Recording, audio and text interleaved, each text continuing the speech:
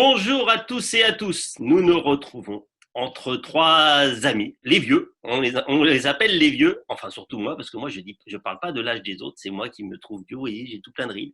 Et on se retrouve aujourd'hui sur une excellente idée de Laurent Frédéric Bollet. Car si, non, non, mais rendons à César qui a sa couronne de laurier. Et on voulait parler un peu de la nouvelle saison de F1 et de faire ça. Et je trouve que Laurent Frédéric a proposé quelque chose qui est un petit peu décalé, qui renouvelle le genre plutôt que blablater sur les différentes écuries. Parce que moi je ne dirai rien, ils vont parler des différentes écuries. Et donc Laurent Frédéric a proposé pour chacune des écuries de faire un qui est pour et un qui est contre. Donc Starsky et Hutch, je vous laisse choisir qui est Starsky, qui est Hutch. Et eh bien, on va commencer par, non des moindres, je reprends la liste que Laurent Frédéric nous a organisée. On va parler de Mercedes, on va démarrer par ça. Hein. Et donc, on va commencer par j'aime bien chambouler, on va commencer par le contre. Et le contre, c'est Laurent Frédéric. Bon, tout ça est teinté de bonne humeur parce qu'il n'y a pas vraiment de. Ah oui. Enfin, vous verrez qu'il y a de temps en temps, il y a quand même des vrais contre et des vrais pour. Bon. Mais bon, c'est arrangé pour que ça soit, voilà, chacun son tour. Donc, Laurent Frédéric tire le premier, si je puis me permettre, messieurs les Anglais, et sur Mercedes, et qui est contre. Bon. Alors, eh ben, écoute, on se lance, ouais. Salut François, salut Pat, ravi de vous retrouver, les vieilles canailles, oui, je ne sais pas si on va dire ça pour notre trio sympathique. Bon, alors oui, histoire de se faire un petit jeu, bah voilà, on va être les avocats ou les procureurs par rapport aux équipes avant ce début de saison. Alors écoute, moi, Mercedes, évidemment, tout le monde reconnaît le professionnalisme et le succès de cette équipe. Oui, ça, c'est sûr qu'on ne peut pas leur reprocher. Ils sont en train de réécrire la Formule 1, donc tant mieux pour eux, bravo. Mais moi, si je veux un peu, effectivement, chercher la petite bête et rapidement à chaque fois, parce qu'on ne va pas y passer 3 heures, bon. D'abord, je trouve que leur décoration pour cette année 2021 est complètement ratée. Bon, voilà, c'est un détail, mais ça fait partie du jeu. Le noir au devant, le rouge au milieu, le gris derrière, je trouve ça très moche. Bon, donc voilà, autant l'année dernière en noir, magnifique, mais là, ils ont voulu contenter tout le monde. Mais on sait que dans leur nouvelle actionnariat et répartition un peu de capital, bah, ils sont divisés en 3 maintenant, Mercedes. Mercedes, Ineos et globalement Toto Wolff. Bon. Je le sens pas trop, je sais pas. On verra. Hein, là, c'est pas spécialement un jugement, c'est plus un pressentiment que cette division en 3. Je sens qu'elle pourra pas continuer complètement sur cette voie-là, et j'ai un peu peur qu'il s'éparpille un petit peu trop. Et moi, cet aspect Ineos, j'ai rien contre Monsieur Radcliffe, hein, qui est le grand patron, celui qui investit de plus en plus dans le sport. Mais enfin, bon, j'ai le souvenir de l'équipe Sky en cyclisme, le Tour de France, et j'en garde pas un super souvenir, un peu cette machine à gagner, un peu cloisonnée, où le sport est parfois mis derrière. Je crois que Lewis se drogue. Non, même si c'est peut-être un sujet un peu tabou dans le sport auto, mais bon, en tout cas, on n'en parle pas, donc non, je ne vais pas aller jusque-là, ça c'est sûr. Je déconne. Mais bon, voilà. Fasciné par les fans de Lewis Hamilton, non. Ouais, je pense que c'est un garçon qui ne se touche sûrement pas ce genre de truc en plus. Parce non, c'est un petit côté de. Je pense vraiment, je pense que ça serait dans les derniers. Oui, il n'y a pas de sujet. Voilà. Bon, donc voilà, c'est plus là, je le sens pas. Donc, si je veux faire un petit peu mon avocat du diable, effectivement, j'attends de voir là. Mercedes, bon, et dernier élément. Oui, vas-y, François. Non, vas-y. J'ai une question à la fin. Le dernier élément, parce qu'on a dit qu'on ferait vite à chaque fois. Oui. C'est la paire Hamilton-Bottas. Hamilton, immense champion. Bottas, super pilote. C'est pas moi qui vais le critiquer. J'ai jamais critiqué les pilotes de toute façon. Donc, je vais pas commencer aujourd'hui. Mais le fait est qu'effectivement, cette paire, elle reflète une telle hiérarchie que ça bloque un peu l'enjeu sportif, quoi. Oui, c'est sûr que maintenant on sait très bien que quand il y avait Hamilton et Rosberg, on a quand même vécu des années sans doute un peu plus difficiles à manager, mais on se souvient maintenant qu'il y avait une vraie lutte et qu'il y avait une vraie bataille et que ça défrayait la chronique. Bon, là, Hamilton Bottas, on sait qui est numéro 1, on sait qui est numéro 2, et on sait très bien que le numéro 2 n'arrivera jamais à être le numéro 1.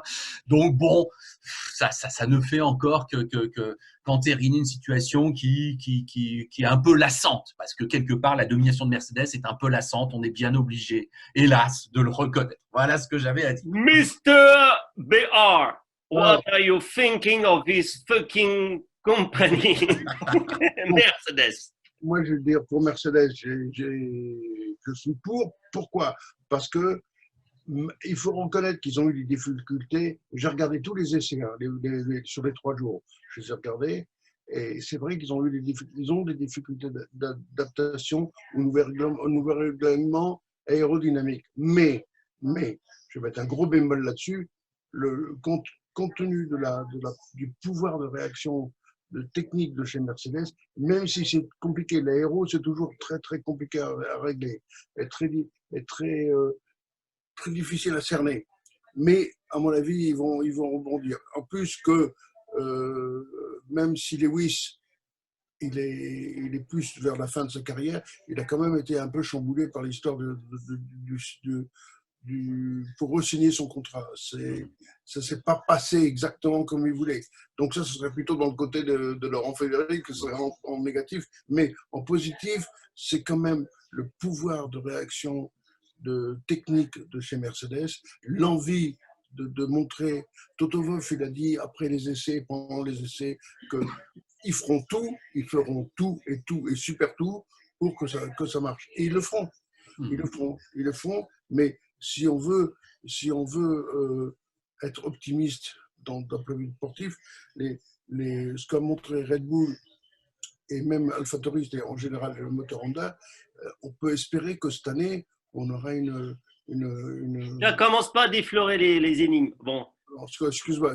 Donc, pour finir sur Mercedes, moi je crois, même si le duo de pilotes Valtteri, il a vraiment envie de montrer qu'il n'est pas un nul et qu'ils vont faire tout. Techniquement, ils vont faire tout. En plus que Valtteri, il est managé par Toto Wolff, donc ils ne vont pas le laisser tomber.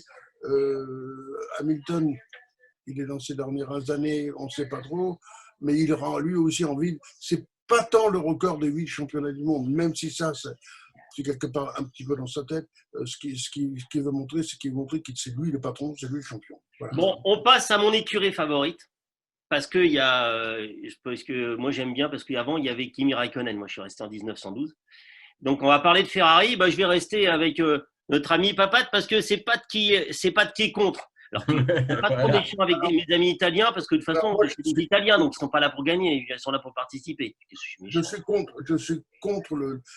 pas contre Ferrari, mais j'ai des gros doutes, parce que le problème de Ferrari, c'est que depuis des millions d'années, excusez-moi, je ne vais pas blasphémer, mais c'est un peu comme le Vatican. Okay, on ne doit rien dire, on ne doit rien faire, on ne doit pas dire ceci, pas dire cela. Pendant des années, Laurent Frédéric le sait, François, pendant des années, il ne fallait pas toucher au moteur. Quand il y avait un problème, on ne disait jamais que c'est un problème de moteur. C'est un problème hydraulique ou c'est un problème électrique, mais ce n'était jamais un problème de moteur. Là le sujet n'est pas là parce que les moteurs sont figés, mais l'organigramme, même si Mattia Binotto est un garçon remarquable, vraiment, vraiment remarquable, mais il est un garçon remarquable en tant qu'ingénieur. Maintenant, en tant que manager, ils auraient dû mettre quelque chose. Laurent Mekies, il a été chez nous, excusez-moi. J'ai travaillé avec lui à la fédération. J'ai travaillé avec lui, il était à la fédération.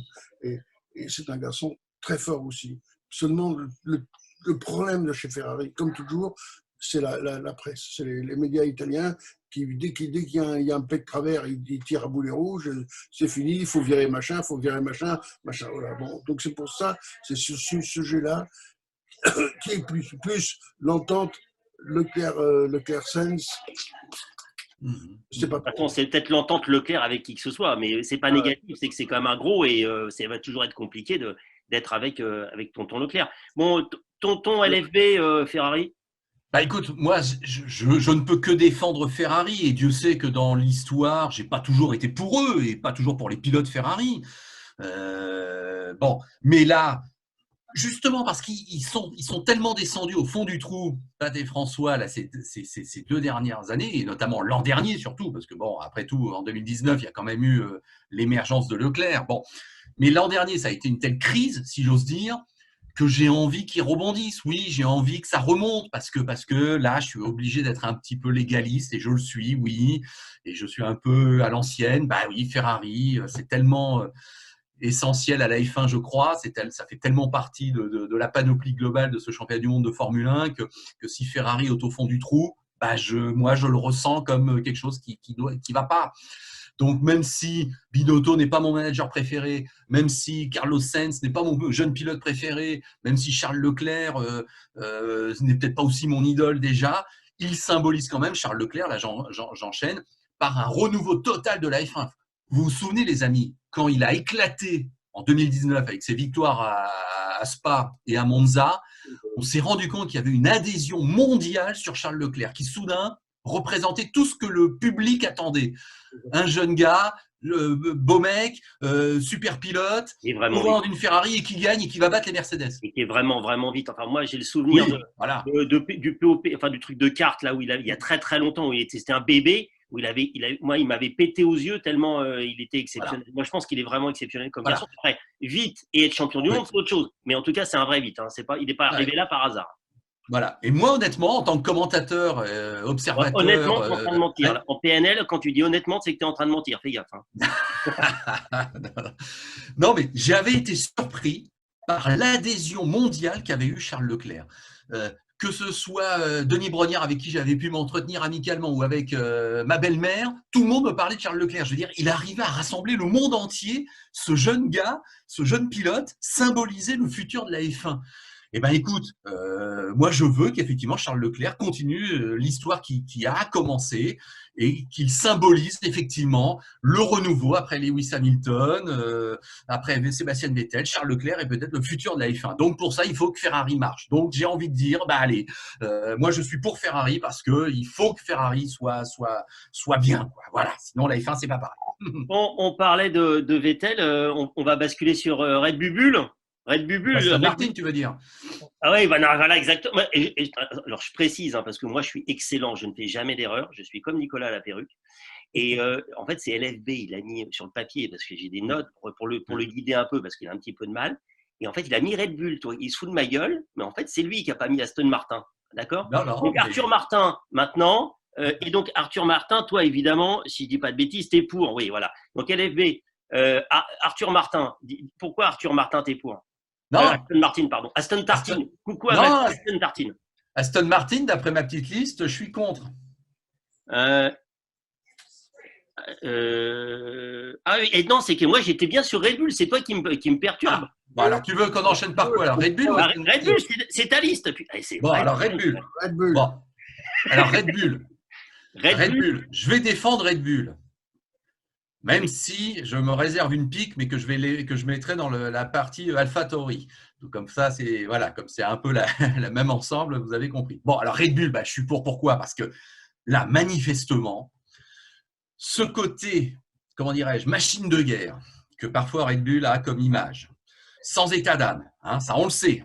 Hein, il y en a qui ont souffert chez Red Bull. Hein, quand t'es pas Max Verstappen, on va dire ça comme ça, c'est pas simple. Bon, mais le fait est que l'association machine de guerre, Christian Horner, Max Verstappen, qu'on le veuille ou non, ça symbolise effectivement une ambition de dingue et ça symbolise une envie d'écraser et de gagner. Bon, donc avec la toute-puissance Mercedes qu'on connaît depuis 7 ans au moins maintenant, les difficultés de Ferrari, l'inconnu encore des autres, et notamment Aston Martin, dont on parlera dans quelques instants, voilà, Red Bull symbolise la seule véritable menace et la seule véritable puissance qui peut aller contrecarrer Mercedes actuellement. Et les essais de Bahreïn, Pat, l'ont bien prouvé. Donc, comme Max Verstappen est selon moi le pilote le plus génial du plateau, je ne dis pas que je l'adore tout le temps, mais je pense sincèrement que c'est lui le génie. Il a quelque chose d'évidence beaucoup en plus. Que j'aime bien Sergio Pérez, et je crois que la solution de l'engager Pérez, d'avoir une sorte d'équipage un peu avec de l'expérience quand même, avec une certaine belle histoire aussi pour Sergio Pérez qui rebondit, qui ne faisait pas partie de l'empire Red Bull. Bon, ça veut dire qu'ils ouvrent leurs horizons de manière intelligente, je pense. Et donc, parce que je veux croire et je veux que cette saison soit vraiment plus disputée que les années précédentes, eh bien, je veux croire que Red Bull va symboliser cette force de frappe. Donc, je suis pour parce que j'ai envie que ça marche et qu'effectivement, on ait des super grands prix et que ce ne soit pas tout de suite Hamilton dont on sait qu'il va gagner, quoi. Voilà. Bon, et Pat, alors, toutes mes excuses, c'est qu'en fait, ma transition, c'était comme il allait, j'ai compris pourquoi j'ai mal présenté, c'est de ma faute, mais à coup Non, pas. non, c'est en fait. Donc, on parlait de Vettel et qui allait chez Aston, mais qui venait de l'autre. Donc, Voilà, c'est on ça. s'est un peu mélangé. Pas de Bon, Pat, problème, Red, on est spontané. Mon Pat Red Bull, alors toi, Red Bull. t'es le contre. Il y a beaucoup de choses que Laurent Frédéric a dit, et qui est complètement vrai, plus que vrai. Les essais de Bahreïn ont largement prouvé que c'était et Red Bull et Verstappen qui étaient complètement au-dessus du lot. Ils ont vraiment tapé fort. Et même mieux, parce que quand on regarde les performances de AlphaTauri dont on va parler, le moteur Honda à Bahreïn pendant les essais a vraiment surpris, hein, parce que les deux de chez AlphaTauri, ils ont vraiment bien tourné. Hein. Mais bon, moi, ce qui m'embête de chez Red Bull, c'est justement parce que tout est pour Verstappen. Et Checo Pérez, Sergio Pérez, c'est pas un mec, il l'a montré 25 000 fois, c'est pas un mec qui est facile, c'est pas un mec qui va se laisser marcher sur les pieds. La cohabitation entre Verstappen, qui est intraitable avec tout le monde, ok, et Checo Pérez, qui, lui, non seulement il est intraitable, mais il a une soif de revanche incroyable. Depuis l'époque McLaren, tout le monde dit que c'est le pilote en devenir. Il aurait pu, il a fait des conneries de son côté, mais bon, bref, c'est des humains, hein, c'est pas des robots. Donc, mais moi, je crains que l'association Verstappen-Pérez soit uniquement à sens unique et que Pérez cause des problèmes et que ça finisse dans un bac à gravier. Oui, mais les deux F1, quoi. Ils sont capables de tirer tout droit et qu'il y en a un qui veulent pas céder. Voilà. Ce qui s'est passé avec Checo, vous pouvez demander à Ocon, hein, Checo Pérez, quand ils étaient chez chez Force India. Et Checo, il n'était pas tendre avec Esteban Ocon. Hein. Mais bon, bref, le truc, c'est que c'est vrai que sur le principe, c'est l'écurie qui est la plus le grand challenger de Mercedes. Ce qui est fantastique, parce que si c'est ça, on aurait une saison très excitante. Voilà. Bon, tu as glissé sur AlphaTauri et comme tu avais déclaré officiellement dans les journaux que tu étais pour AlphaTauri, Pat, eh ben, vas-y, dis-nous. Oui, pourquoi ? Parce que déjà, ils ont deux jeunes pilotes qui sont très bien, qui sont le petit japonais de Tsunoda, il a montré aux essais de Bahreïn que il n'était pas là par hasard, que c'était vraiment un pilote, et ils ont pas la pression de Red Bull, c'est-à-dire qu'ils n'ont pas la pression qu'il faut absolument tout gagner, tout machin, tout le truc. Ils sont plus libres, ils ont le même moteur, ils ont montré aux essais de Bahreïn qu'ils étaient potentiellement très efficaces. Encore une fois, que je veux dire que moi, les essais hivernaux, je les prends toujours avec des pincettes, parce qu'on ne sait pas comment les voitures sont réglées, combien d'essence ils ont, qu'est-ce qu'ils ont enfin, les pneus, oui, on sait, mais je veux dire, il y a 10 000 réglages qu'on ne sait pas. Et donc, ils cachent un peu leur jeu. Mais bon, pour rebondir, oui, je suis 100% pour AlphaTauri. Je pense que, d'abord pour Pierre, qui est un garçon charmant, et puis voilà, puis j'espère qu'ils vont faire un challenger intéressant. Laurent ? Alors, il faut avouer que quand je me suis retrouvé dans le rôle de procureur, on va dire, contre AlphaTauri, bon, c'est là où j'ai éprouvé le plus de difficultés à sortir des arguments. Je change les règles, on s'en fout. Si tu as envie d'être court, tu nous le dis. Quoi. Non, non. On en rigole. Effectivement, le fait qu'il soit un peu l'équipe B, oui, de l'Empire Red Bull, à la rigueur, c'est aussi courageux de leur part parce qu'on voit bien que les moyens seront plus chez Red Bull et chez Verstappen que sur Gasly, on va dire ça comme ça. Mais évidemment, avec ce qui est arrivé l'an dernier, avec cette victoire exceptionnelle de Pierre à Monza, qui nous a rappelé toute la magie de la Formule 1 avec un petit côté évidemment franco-français exceptionnel. Bon, c'est sûr qu'on a envie de soutenir AlphaTauri pour Pierre. Et puis moi aussi, je suis le premier à trouver que le jeune Tsunoda, moi j'ai toujours été très sensible au Japon, je vous le dis franchement. Et puis les pilotes japonais, je les aime bien. Kobayashi, j'en garde un super souvenir. Quand il est arrivé en F1, il était génial, quoi. Bon, donc j'aime bien. Alors, le seul point contre AlphaTauri, c'est là que je l'avais réservé, c'est qu'effectivement, il y a toujours Helmut Marko, quoi. Et Helmut Marko, moi, je l'aime pas, quoi. J'aime pas ce mec, j'aime pas sa tronche, j'aime pas sa façon de s'exprimer, j'aime pas sa dureté. Je sais pas si Pat, c'est pas un de tes potes, mais moi, de loin, je vois un tueur en management humain et il m'a toujours énervé, quoi. Voilà. Donc, c'est sûr que ça gère sans état d'âme et des fois, ça marche. Oui, il n'y a pas de problème. Mais cette éminence grise qu'est Helmut Marko, moi, me laisse un peu dubitatif. Alors, vas-y. Vas-y, Pat. Si je peux me rappeler, tu sais très bien que la tronche d'Helmut Marko, elle est due au Grand Prix de France à Clermont-Ferrand, quand il a reçu un caillou dans la gueule qui lui a crevé un œil. Hein. Non, mais bien sûr. Et je n'oublie pas que c'est un vainqueur des 24 heures du Mans. Respect absolu, éternel. C'est pas moi qui vais dire le contraire. Je pourrais jamais dire le contraire. Donc bravo. Mais ces dernières années, ces ascenseurs émotionnels, sa gestion humaine, ouf. Je le connaissais parce qu'il était patron de Marco Moulage, c'est ça, non? Non, c'est pas ça. Non, pas du tout. Mais tu sais que c'est l'éminence grise de Dietrich Mateschitz. C'est que au niveau. Red Bull et compagnie, ouais. Je sais pas moi, au niveau ressources humaines, comme on dit. Il est autrichien, non? En autrichien, ouais.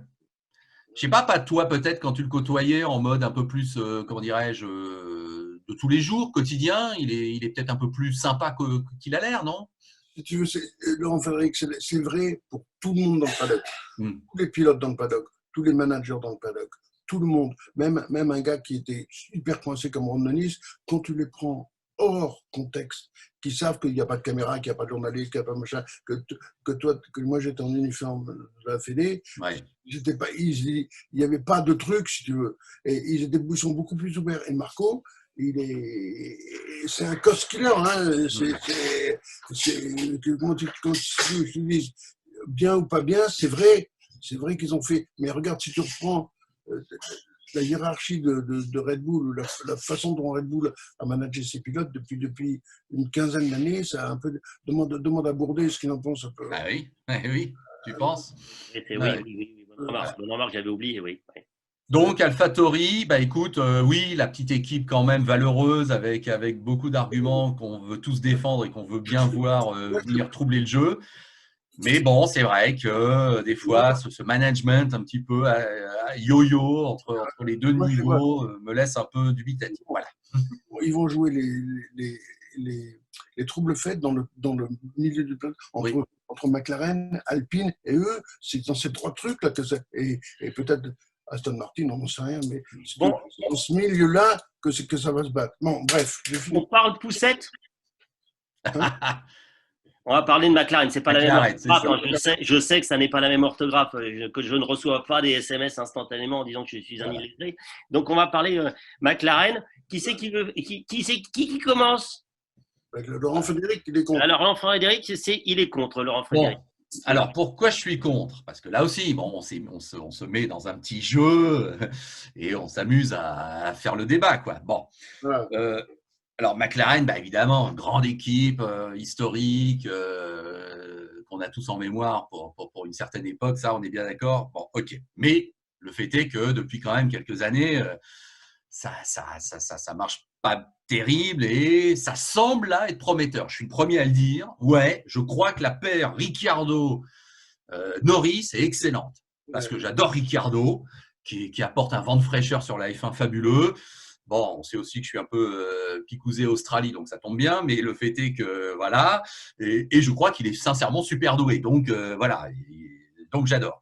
Et Norris, je crois, est un vrai futur grand et un petit jeune là qui vraiment a éclaté, que moi j'ai commenté sur Motors TV quand ça existait encore en mode Formule Toyota en Nouvelle-Zélande. Donc je peux vous dire, Norris, je l'ai vu venir de loin aussi et c'est évident qu'il avait bon. Donc, qu'est-ce que je n'aime pas chez McLaren? Je n'aime pas la décoration, là aussi, excusez-moi, mais ce orange. Alors, vous allez me dire, oulala, je fais un crime de lèse-majesté puisque c'est le orange de Bruce McLaren. Oui, sauf que moi, je trouve ça très moche. Bon, donc, désolé Bruce, mais là, ce orange et ce bleu, je trouve ça très moche. Bon, voilà. Et puis, alors, le management de Zak Brown, je me permets de dire que j'ai un petit doute. parce que nous parlons de personnalités qui sont évidemment qui sont des managers de pointe. On parlait de Binotto, qui est peut-être quelqu'un de remarquable, mais qui se fait descendre pour son management chez Ferrari. On parlait d'Helmut Marko, que moi je viens de descendre par rapport à sa froideur et à ses décisions. Moi, Zak Brown, je vois un mec du marketing, je vois un mec de la pub qui se retrouve patron de McLaren, qui gère ça de manière, je sais pas, j'y vois de l'esbrouf, j'y vois, ça marche parce que manifestement la McLaren ça se passe bien, les essais se sont bien passés, ça marche en endurance où il est actionnaire chez l'équipe United et ils ont tout gagné l'an dernier, ça marche en supercars en Australie parce qu'il est associé avec le fils Walkinshaw et qu'effectivement ils sont pas mal. Bon, donc effectivement je peux pas dire que ça marche pas, mais comme c'est le grand patron du grand groupe qui possède Autosport, Motorsport TV à une époque, j'ai pu voir parfois ça allait un peu dans toutes les directions et ça m'a toujours laissé là aussi un petit peu interrogatif sur une stratégie un petit peu sportivo-commerciale qui parfois je trouve ne fait pas trop la différence entre les deux. Donc j'attends quand même de voir jusqu'à quel point le renouveau McLaren dans l'époque Zak Brown se manifeste véritablement par une nouvelle écriture glorieuse dans le sport. Voilà. Starsky. Bon, alors, moi, pour défendre McLaren, ça va être très simple. Hein. Il y a 2 points. Déjà, un, le moteur. Ils sont passés avec la Mercedes. 2, même si je rejoins Laurent Frédéric sur le fait que j'ai toujours douté du management, du top management de Zak Brown. Le personnage il veut être pilote, il veut être machin, il veut tout faire. Il veut montrer qu'il est bon, bref. Mais ils ont un mec là, ils ont Andreas Seidel, qui vient de chez Porsche, qui vient de chez BMW en F1 à l'époque où BMW était en F1. Et il a quand même gagné Le Mans avec Porsche. Lui, c'est un vrai plus, un plus, comme l'a dit Laurent Frédéric, l'association Ricciardo et Lando Norris, qui est sensationnel, qui est vraiment Ricciardo, il va sûrement prendre, même si Norris n'a pas besoin qu'on lui montre le chemin, ils vont bien travailler ensemble. Et surtout le moteur Mercedes, et ce qu'ils ont montré là à Bahreïn, à savoir si ça va rester légal longtemps, j'en sais rien, c'est leur diffuseur arrière, que bien sûr les autres vont s'empresser de copier si jamais ça marche. Si ça marche. Mais je ne sais pas. Mais bon, moi, j'ai un gros, je mets un gros plus, je mettrai un gros billet sur McLaren. Malgré Zak Brown, okay, mais tout le reste, ils ont quand même il y a quand même des gens très, très bien là-dedans. On va parler Alpine, parce que j'ai vu qu'ils avaient fait des t-shirts pour faire la phonétique, pour expliquer aux gens que, comme c'est une marque connue mondialement, je suis très taquin. Et ce qui est quand même pour moi une aberration. Enfin, ça c'est un choix qui me dépasse totalement en termes marketing. Mais bon, je ne dirai rien. Pour autant, j'adore Alpine, j'adore les produits. Je dis juste que c'est quand tu es plutôt dans les schémas de marque à réduire le nombre de marques et là que tu en relances une, c'est comme chez Cupra. Enfin, passons. Je suis pauvre et incapable. Donc, je ne vais pas faire de démonstration à des gens qui savent. Donc, Alpine, mon ami, Laurent Frédéric, est pour. Oui. Là, là, la déco, donc tu dois bien aimer la déco. Ouais, alors la déco, j'avais été très inquiet lorsqu'ils avaient fait une sorte de teasing au mois de janvier, mais là, je la trouve, voilà, là, ça me semblait très moyen, et là, ça me semble être attendu, mais classe, et bien comme on l'imaginait, avec un bleu globalement dominant, et puis derrière une petite griffe qui, je trouve, du coup, est pas mal. Bon, écoute, quand Renault est en F1, avec toute l'époque du turbo, de Jabouille, de Prost et de toute cette époque glorieuse, évidemment, on avait une fibre nationaliste, si j'ose dire, pour accompagner Renault jusqu'au titre avec Williams dans les années 90, il n'y a pas de problème. Mais quand Renault revient constructeur, bien sûr, avec Alonso, ça marche, mais il y a toujours ce côté grand géant industriel. On sait c'est des pesanteurs, on sait que c'est soumis à des décisions de management global par rapport au monde entier, par rapport aux usines, par rapport à tout ça. Il y a toujours un peu cet écartèlement, j'ai envie de dire, entre une vraie marque, un vrai nom de marque, mais en même temps avec une gestion qui parfois peut être anti-sportive. Donc, le fait de s'être rebrandé, comme on dit en anglais, Alpine, Bah moi j'aime bien parce qu'Alpine, bah oui, là aussi, si on est d'une génération où on est bercé par les années 70 par rapport à même à du rallye, on est bercé par l'épopée Le Mans avec Alpine effectivement. Donc il y a une identité sportive qui pour moi a au moins le mérite d'être claire. Bah oui, Alpine c'est plus une branche sportive que Renault, même si on sait que c'est un peu artificiel. Mais le fait est que j'aime bien justement un peu cet esprit alpine, on va dire ça, qui de fait est plus sexy qu'un mastodonte Renault. On a souvent eu l'impression de tous les défauts d'un grand groupe industriel. Donc pour ça, je suis pour. Ensuite, Alonso, puisque alors attends. Parenthèse, il y a un pilote français. Voilà, il y a Esteban Ocon. Combien de fois j'ai hurlé dans les années 90-2000 quand j'entendais Briatore dénigrer les pilotes français et ne pas vouloir en promouvoir parce que ça se voulait international. Ben oui, c'est international, il n'y a pas de problème. Enfin, je suis désolé, s'il y a un pilote français chez Renault ou chez Alpine, ben moi, je vibre un petit peu plus que peut-être que d'une autre situation. Donc, c'est bien qu'il y ait Esteban Ocon, même si je crois qu'Esteban va devoir vraiment passer à l'étape supérieure et que j'espère qu'il va pouvoir montrer quelque chose et faire plus de coups d'éclat. Et donc Alonso, pour terminer avec lui, Dieu sait que je suis pas pour le retour des anciens à tout prix, et j'en parlerai tout à l'heure avec un autre pilote. Mais là, en tant que, pareil, commentateur, et donc assez sensible au storytelling, assez sensible aux belles histoires, qu'on le veuille ou non, le retour d'Alonso est une belle histoire et elle va faire parler d'elle. Je ne suis pas sûr que ce soit couronné de succès, je vous le dis tout de suite. Hein, je dis pas, je pense pas que ce soit si simple que ça et que ça va être si simple que ça. Mais le fait est que ça, c'est une attente qu'on a tous et qui nous excite tous. Donc, je suis curieux. Donc, rien que pour ça aussi, je rajoute un plus et un pour Alpine en cette année 2021. Voilà. En une minute, la parole. Alonso, je lui trouve des tonnes de défauts, mais il a une énorme qualité, c'est-à-dire qu'il est capable de faire des choses exceptionnelles. C'est-à-dire qu'il est capable de coup de génie, de faire un dépassement, de faire une série de 10 tours absolument exceptionnels.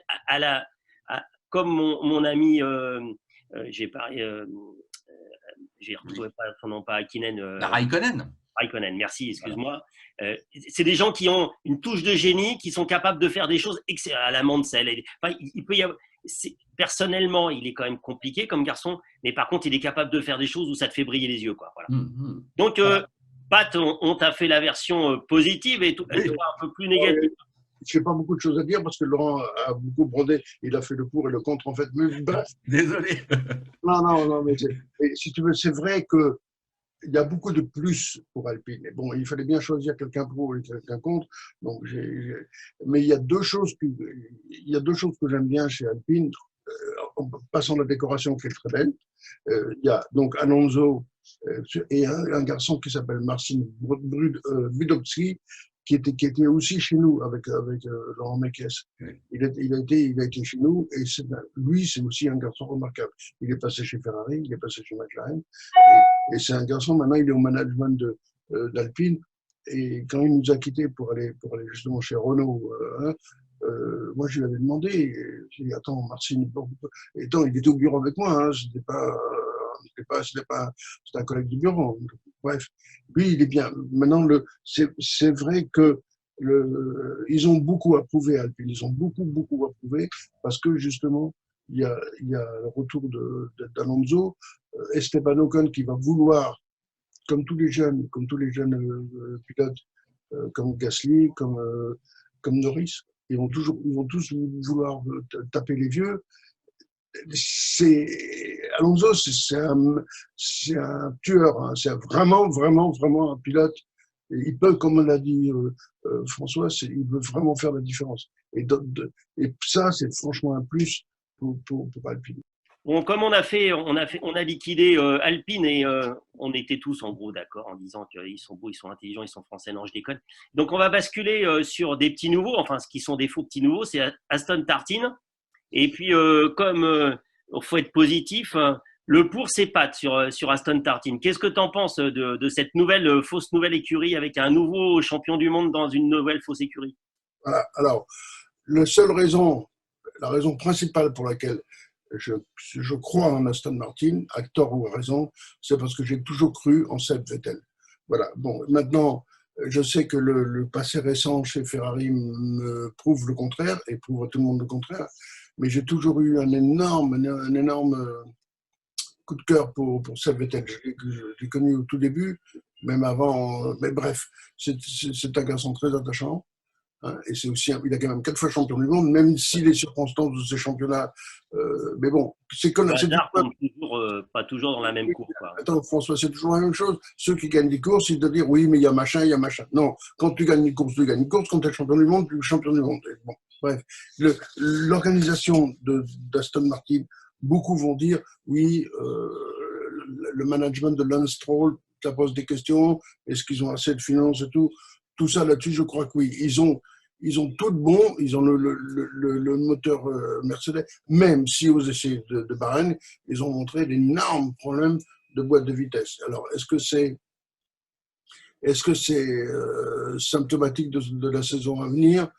J'espère que non, mais je pense ils peuvent se mettre dans le milieu de tableau entre McLaren, Alpine et Alpha. Mais bon, je sais pas. J'espère pour Seb qu'il puisse gagner une course. J'en doute. Lance Stroll, je sais pas. Je sais pas. Il a montré des choses bien, mais bon, j'ai tendance à croire en Aston Martin. Voilà. Maintenant, j'attends la contrepartie de Jean-Frédéric. Oui, non, mais attends, Pat, je peux te dire que nous partageons effectivement le même attachement, on va dire ça, un peu affectif à Sébastien Vettel, que moi j'avais interviewé quand il avait 17 ans. Je me souviens qu'il était encore en Formule 3, il était venu au Mans. Et effectivement, on l'avait interviewé avec Jean-Luc Roy et on s'était retourné juste après en se disant, oula, lui, il y a quelque chose. Hein. C'est évident qu'il dégageait déjà quelque chose de supérieur. Et bien sûr, il a été 4 fois champion du monde dans une équipe qui dominait tout, mais tu te souviens comment ça se passait, hein.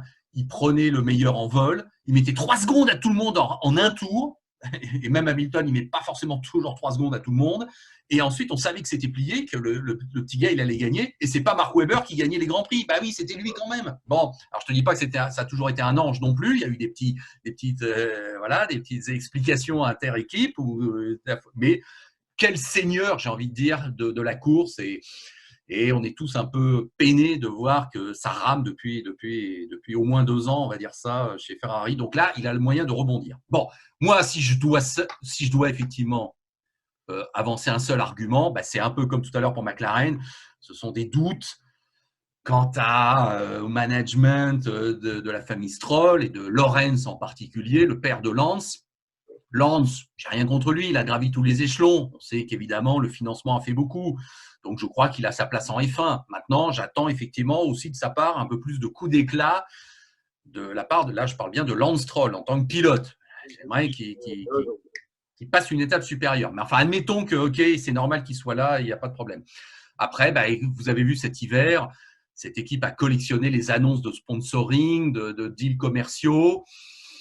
Est-ce qu'on ne met pas la charrue un peu avant les bœufs? Est-ce qu'on ne se prend pas pour ce qu'on n'est pas encore? Est-ce qu'on ne vise pas d'abord le business avant le sportif?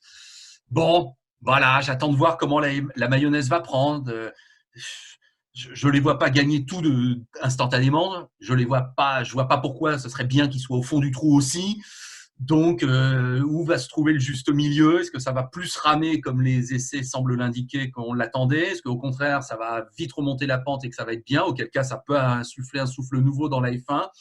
Mais voilà, je ne suis pas spécialement contre Aston Martin parce que ce nom est mythique et qu'on aime tous Aston Martin. Mais bon, voilà, comment ça va monter cette histoire? Voilà, et comment ils vont éviter des erreurs? Comment ils vont réussir à bien naviguer? J'attends de voir parce que je pense qu'il y a des pièges et ils peuvent tomber dedans, hélas.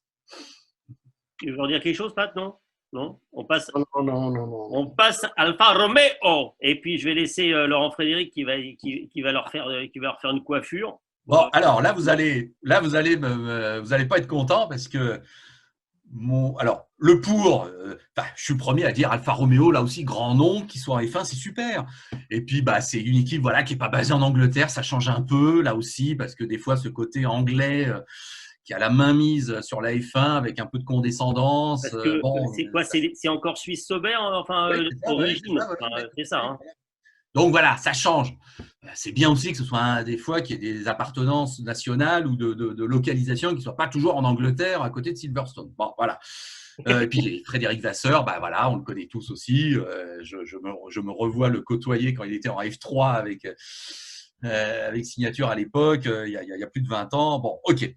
Mais maintenant, moi, non. Ce que je n'aime pas, alors là, ça me fait mal de le dire, bah, c'est le duo de pilotes. Alors, évidemment, François, je vais te faire hurler parce que Kimi Raikkonen, bah, évidemment, c'est lui qui est en première ligne.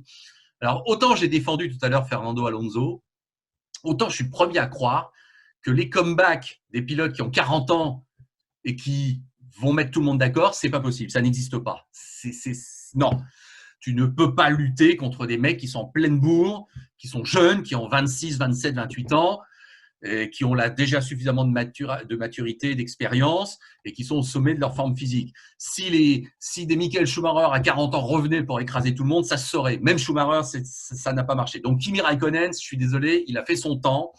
Et même si je l'aime bien, même si je n'aime pas sa façon de parler, je n'aime pas sa façon de traiter les médias, je n'aime pas son côté monolithique, qui est certes, ça fait partie de sa légende, mais je suis désolé, je n'ai jamais trouvé ça professionnel. Donc Kimi Raikkonen, je crains et je crois qu'hélas, il a fait son temps, et même s'il nous fait un super premier tour l'an dernier à Portimao, je vois pas trop ce qu'il apporte à la F1 et à son équipe. J'ai tendance à voir vraiment une sorte de fin de carrière un peu inutile. Bon, voilà, je dis pour que vous réagissiez. Quant à Giovinazzi, bah, j'ai rien pour lui aussi.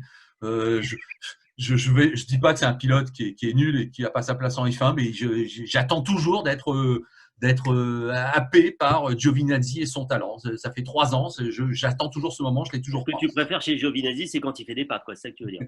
Oui, bon, voilà.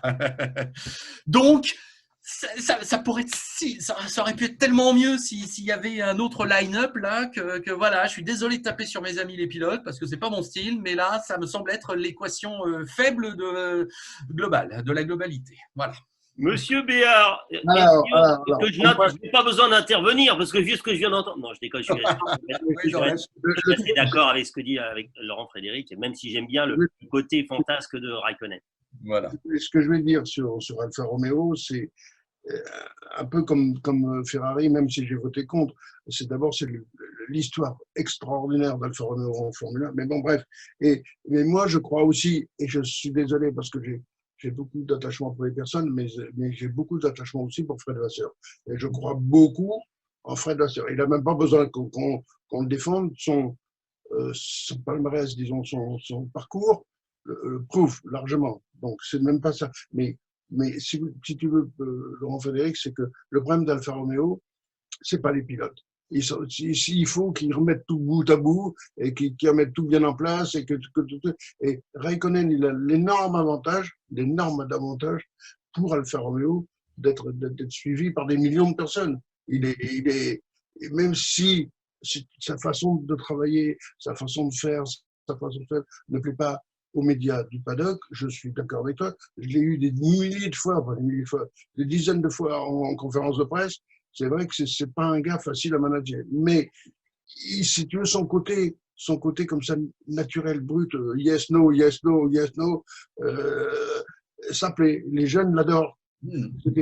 Jacques Villeneuve était pareil, pas dans toutes ces fois, mais Jacques Villeneuve, il avait aussi une énorme. Les jeunes l'adoraient parce qu'il était à contre-courant de tout. Bon, Raikkonen, bien ou pas bien, il apporte beaucoup de notoriété à Alfa Romeo. Et en ce moment, Vasseur, Fred, il a autre chose à foutre.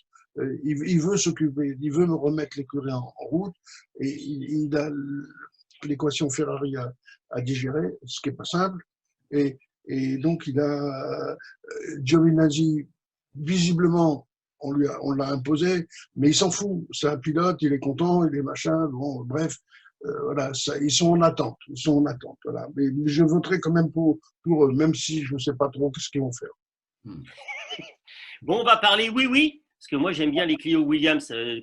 Moi, je suis toujours un petit peu 1925. Et donc, Ouais. oui, c'est l'année du grand renouveau, l'après-départ de la famille et le grand retour. Donc, qu'est-ce que vous en voyez, vous, du grand retour? Donc, on va faire le point avec Oui. Laurent Frédéric, mais je pense qu'on aura aussi un aspect peut-être plus équilibré sur cette écurie-là. C'est plus, il n'y a pas vraiment de plus et de moins, quoi. Enfin, Quand on aime la course automobile, le sport auto en général et la F1 en particulier, bah évidemment, il y a quand même des noms un peu mythiques. Donc, McLaren, même si je les ai un petit peu assaisonnés tout à l'heure, évidemment, c'est un nom mythique. Ferrari, n'en parlons pas. Bon, ben, Williams, c'est évident, fait partie de cette famille, à la fois beaucoup d'histoires, beaucoup de titres mondiaux, des, des, des cycles exceptionnels qu'on a tous en mémoire et donc un attachement. Euh, j'ai récemment, je me suis intéressé grâce à l'interview de Gérard Cronbach que j'ai republié sur l'Afterlap, que j'ai sorti de mes archives. Bon, bah, c'est vrai que ces années 90 où Damon Hill et Jacques Villeneuve étaient là, et notamment Damon Hill que j'ai toujours adoré. Bon, bah oui, ça me faisait me souvenir de l'équipe Williams avec beaucoup d'émotion. Voilà, ce sont vraiment des périodes que j'ai adorées. Donc, rien que pour ça, je serais toujours un petit peu pour Williams. Je vois bien que depuis quelques années, c'est la galère. Et que là, bon, bah, il se renouvelle avec un fonds américain qui vient prendre le pouvoir. Bon, bah, espérons que ça puisse symboliser un nouveau départ. Donc moi, je défends Williams par rapport à l'histoire, effectivement, et par rapport au fait qu'ils ont en leur sein George Russell qui, moi, me plaît beaucoup. Donc voilà, je reviens souvent, hein, vous voyez, sur ce côté un peu humain des pilotes, notamment, parce que ce sont eux qui nous font vibrer au premier lieu, évidemment. Et George Russell, moi, ce qu'il a fait l'an dernier à Sakir chez Mercedes, ben pour moi, ça a été, bon, d'abord, ça a été le Grand Prix, sans doute le plus incroyable de l'année, quoi. Je veux dire, parce que ce qu'a décidé Mercedes, à savoir de promouvoir Russell à la place d'Hamilton, mais c'est vrai que ça a ouvert des, des questionnements sans fin et on pourrait encore en reparler, en faire une émission spéciale. Ce qui s'est passé ce week-end-là, ça a remis beaucoup de choses en question.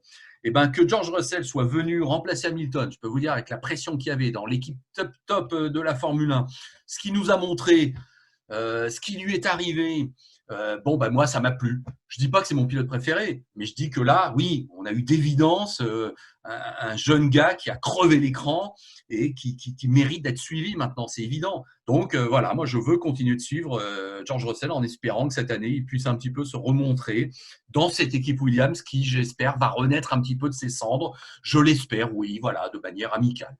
et moi, j'ai pas suivi. Ça me permet de faire la transition avec Pat qui a suivi tous les essais. Ça a donné quoi un petit peu les essais en complément, enfin dans ton argumentaire, on ne sait pas. Ils étaient là sans être là.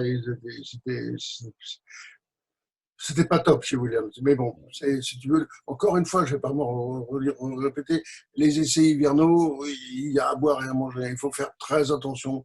Et si tu veux, d'abord, il y a des écuries qui, Laurent Frédéric le sait, dans le passé, il mettait 1 litre d'essence, des pneus super soft, machin, il faisait des temps canons pour attirer les sponsors. C'est plus le cas maintenant, parce que les budgets sont bouclés à l'avance. Mais si tu veux, ils ont fait des essais mi-figue, mi-raisin. Mais je vais rebondir sur Laurent Frédéric. C'est vrai que les atouts de Williams, c'est George Russell. Ça, c'est évident. Maintenant, moi, je vais rajouter un autre atout à Williams, même si je souhaite qu'il doit être contre, c'est Jost Capito. Oui, oui, oui.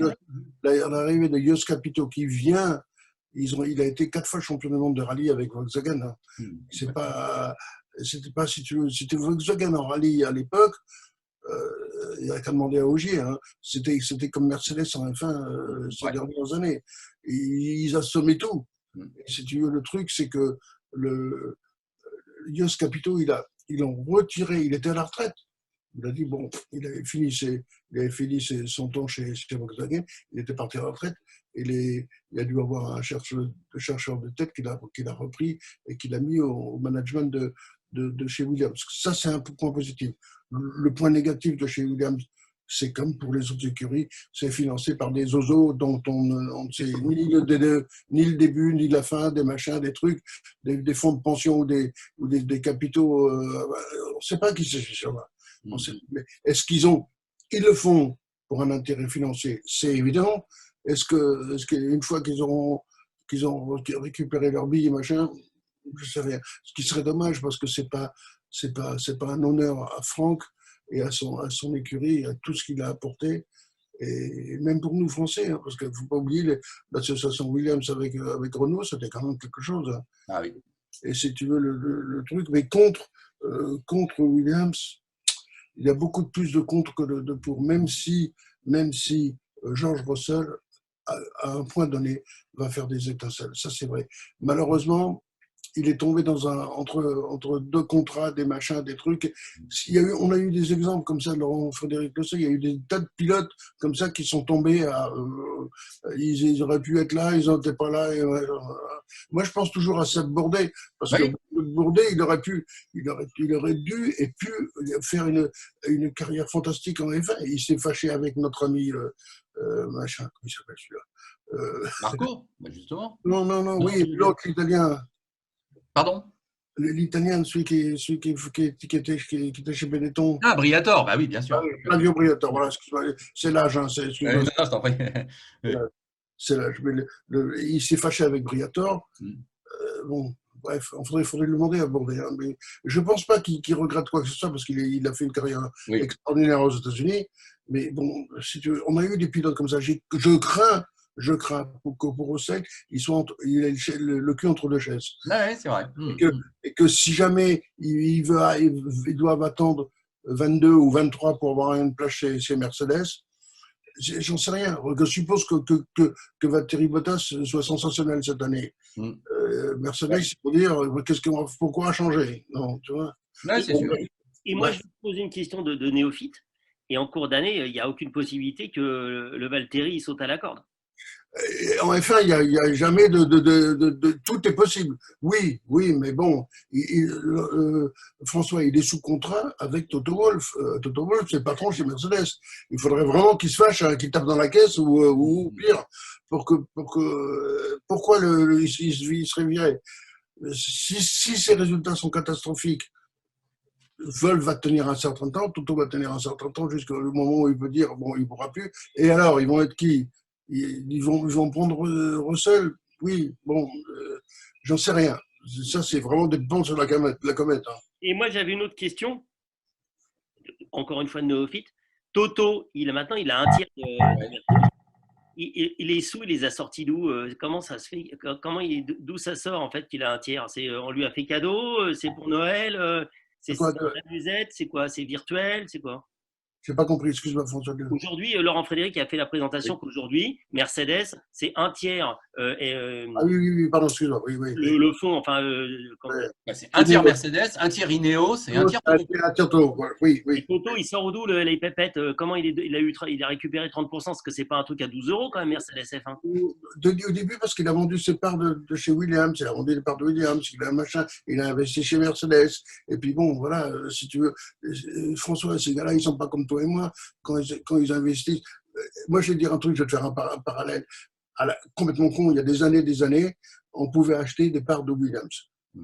Je peux les acheter. Moi, j'ai été voir ma banque, j'ai dit, je voudrais acheter des parts de Williams. Ok, j'en ai pas acheté beaucoup, j'en ai acheté pour 1000 balles à l'époque, donc je veux dire, c'est pas ça qui va faire quelque chose. Mais je l'ai pas, la banque m'a dit, mais c'est à fond perdu votre truc. Je dis, madame, ça me permet d'avoir une part d'histoire. Voilà. C'est con, c'est idiot, c'est machin. Bon, j'aurais pu aller au casino et jouer les 1000 balles, je joue pas. Mais si tu veux, si tu veux, ces gars-là, ils ont une autre dimension. Toto, il est multimilliardaire. Ben oui, c'est sûr. D'accord, ok. Bon, alors, le last but not least, aussi peut-être d'ailleurs, mon écurie préférée, l'écurie des trous du cul. Parce que quand j'ai taquiné sur le sujet, c'est pas la même orthographe, mais donc voilà, vous comprendra.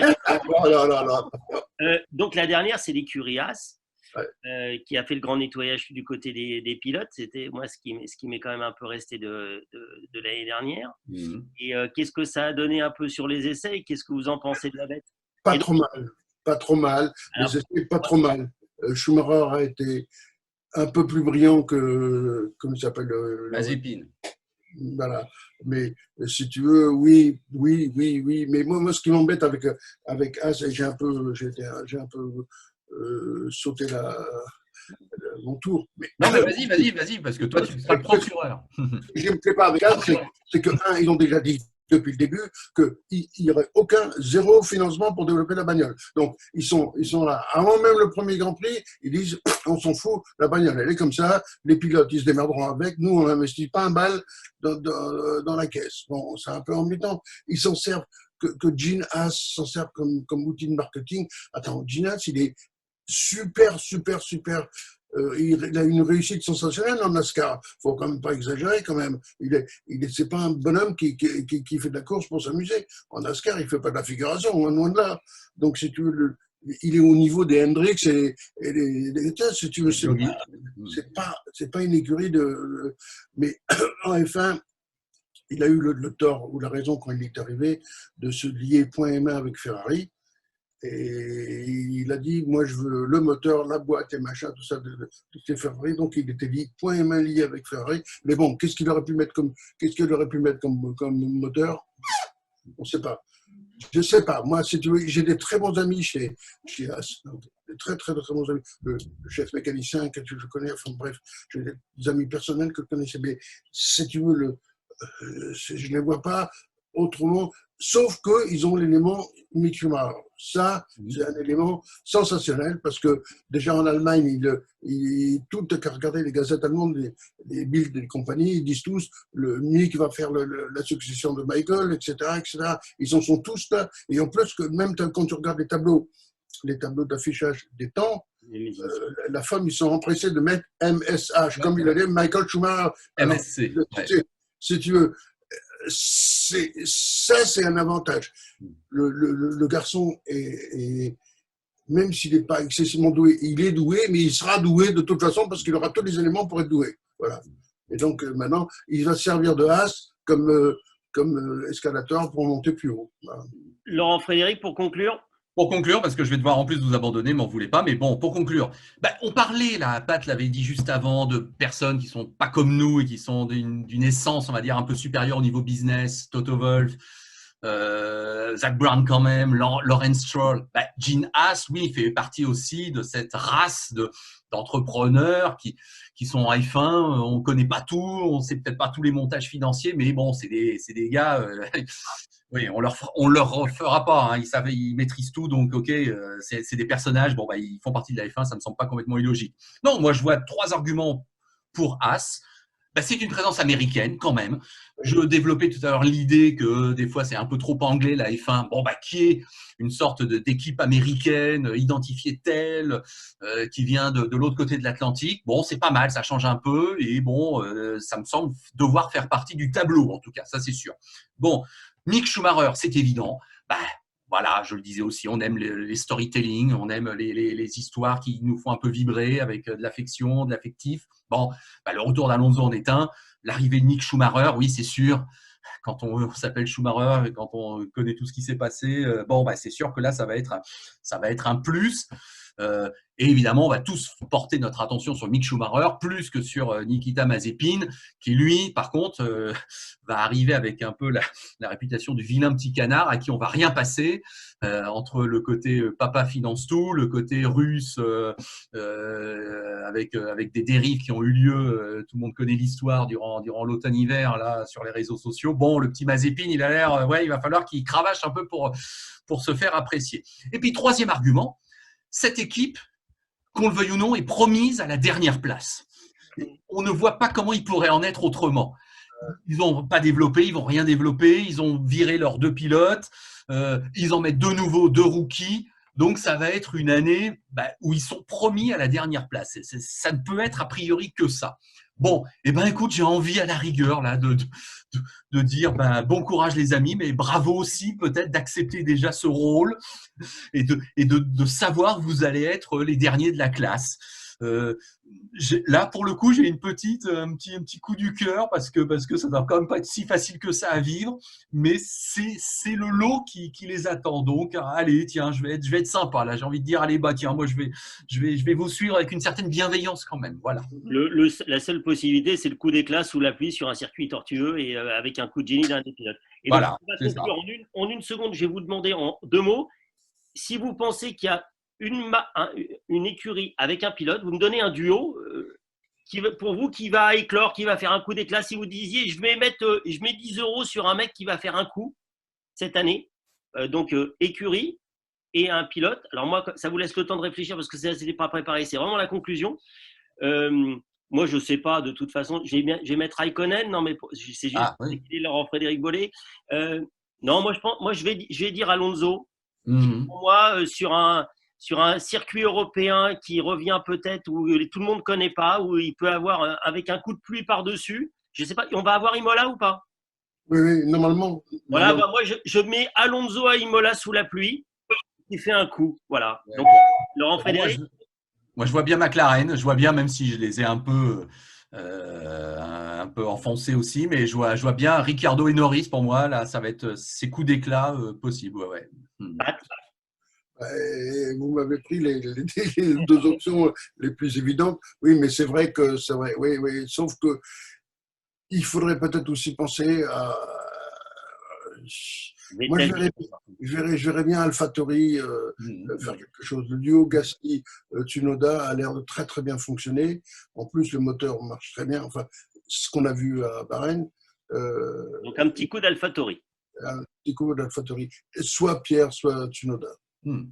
Messieurs, je vous remercie du temps que vous nous avez consacré, en particulier à Laurent Frédéric. Voilà. Merci beaucoup. Désolé d'un peu du retard en termes de timing. À bientôt pour en reparler après ou avant. On va voir, on vous fera des surprises. Merci à tous. Merci. Salut. Merci, salut.